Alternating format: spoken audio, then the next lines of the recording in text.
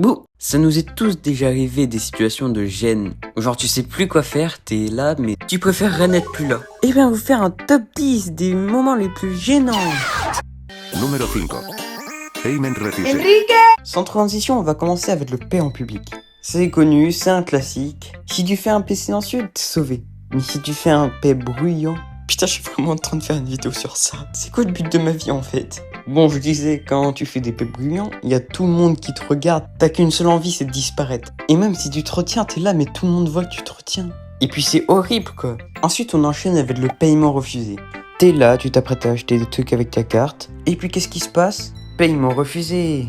Du coup, t'es là, t'essaies de te sortir de là, mais... Bah, tu sais pas quoi faire en fait. Bon, ça m'est déjà arrivé, mais j'ai réussi à m'en sortir avec des sous.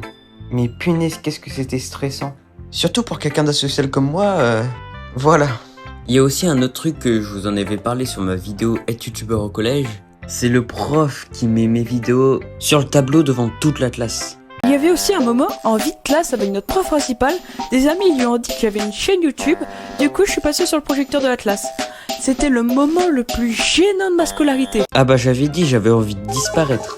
Oui d'accord, je publie mes vidéos sur internet, tout le monde peut voir. Mais devant la classe quand même, crois-moi tu sais pas trop quoi faire face à cette situation. Hein.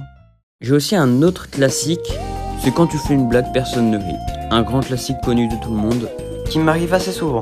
Genre t'es là, tu proposes ta blague, mais là les gens te regardent, ils te jugent. Mais qu'est-ce que tu me baragouines? C'est bon, j'ai fait une blague, pas besoin de me juger comme ça.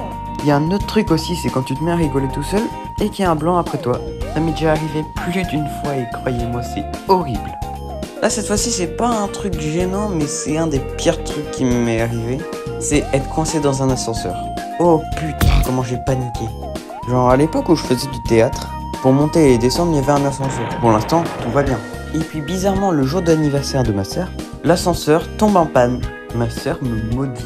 Au départ, j'avais crié à l'aide, pas de réponse. J'ai utilisé le bouton d'urgence de l'ascenseur. Ils m'ont dit « Oui, on va s'occuper de vous, madame. On devrait arriver d'une minute à l'autre. » Je les ai jamais vus venir.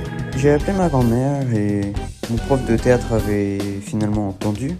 Donc ils sont tous les deux venus et il y avait un prof de boxe qui était ancien mécanicien qui m'a ouvert la porte de l'ascenseur.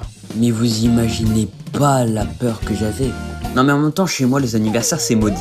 Il y a toujours un truc qui se passe les jours des anniversaires. Dites-vous, le jour de ma naissance, il y avait le nuage de Fukushima au-dessus. C'est pour vous dire que j'ai pas de chance. Pareil, le 17 mars.